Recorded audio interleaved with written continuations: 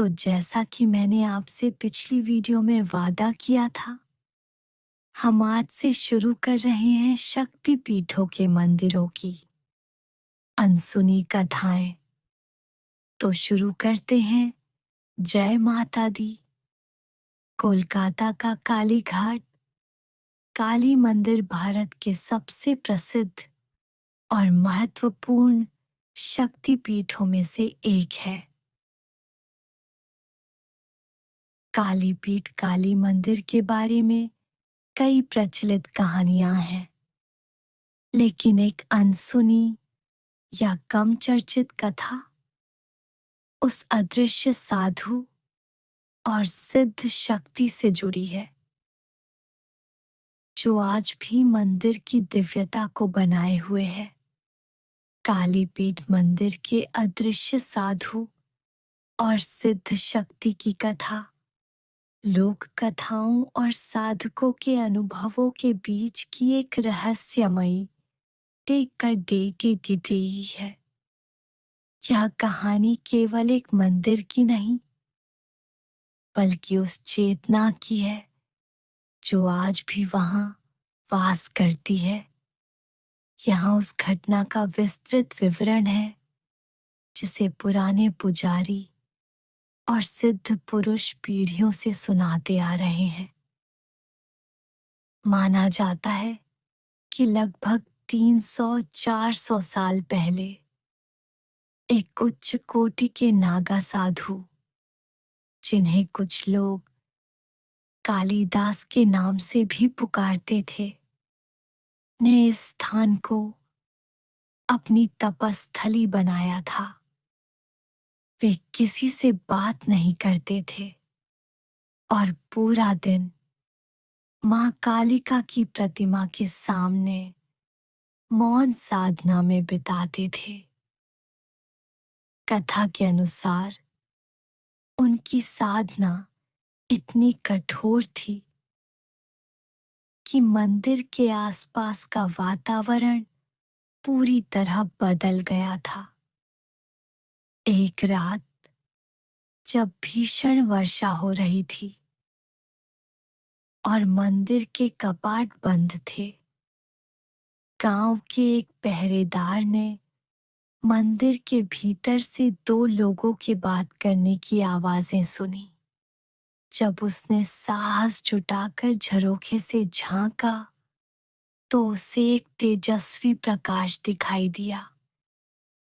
उस प्रकाश के बीच में वह साधु, एक छोटी बालिका, सिद्ध शक्ति का मानवीय रूप, को भोजन करा रहे थे।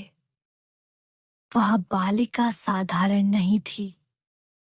उसके हंसने पर मंदिर की दीवारों में कंपन होता था। वह घटना जब साधु अदृश्य हो गए। कहा जाता है कि उस साधु ने अपनी योग शक्ति से मां कालिका से एक वरदान मांगा था। मां, मैं आपके चरणों को छोड़कर कहीं नहीं जाना चाहता, लेकिन मुझे यह शरीर त्यागना है। कथा कहती है कि मां काली ने उन्हें आदेश दिया कि वे मंदिर के गर्भगृह के नीचे एक गुप्त समाधि ले लें। रहस्य: जिस दिन साधु ने समाधि ली, उस दिन के बाद से उन्हें कभी किसी ने सशरीर नहीं देखा।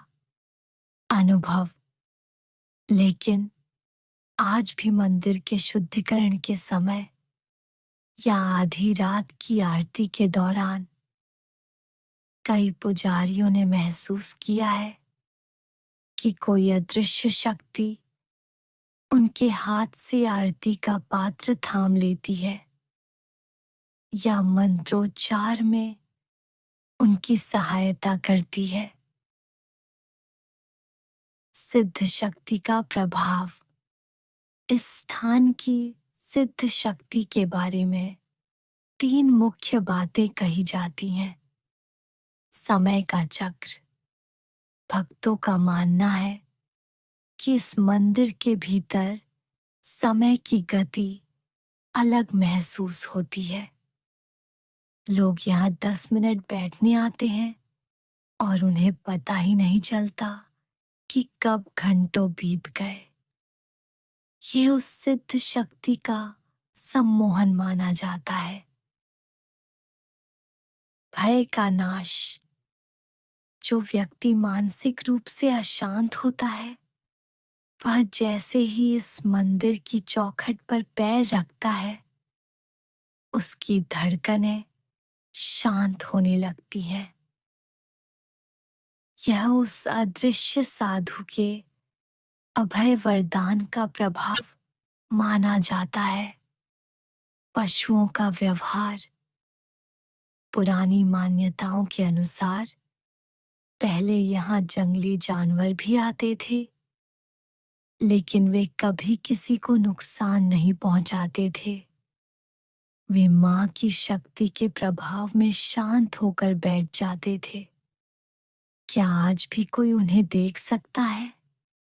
मंदिर से जुड़े अनुभवी साधक बताते हैं कि यदि कोई शुक्ल पक्ष की चतुर्थी या अष्टमी को पूरी रात मौन रहकर मंदिर परिसर में ध्यान लगाए, तो उसे एक साये के रूप में वह अदृश्य साधु मंदिर की परिक्रमा करते हुए दिखाई दे सकते हैं। वे आज भी मंदिर की सुरक्षा और मर्यादा का ध्यान रखते हैं। विशेष मान्यता। मंदिर में आने वाले भक्तों को सलाह दी जाती है कि वे गर्भगृह के पास ऊंची आवाज में न बोलें, क्योंकि वह स्थान उस अदृश्य सिद्ध साधु का विश्राम स्थल माना जाता है। आप जानते हैं, मैं लगातार कोशिश कर रही हूं कि आप सभी के पास हमारे भगवानों के और मंदिरों के बारे में वीडियो बनाओ, और लगातार बना भी रही हूं। पर अगर आप मेरी वीडियो पर लाइक और कमेंट्स भी करेंगे, तो मुझे बड़ा प्रोत्साहन मिलेगा।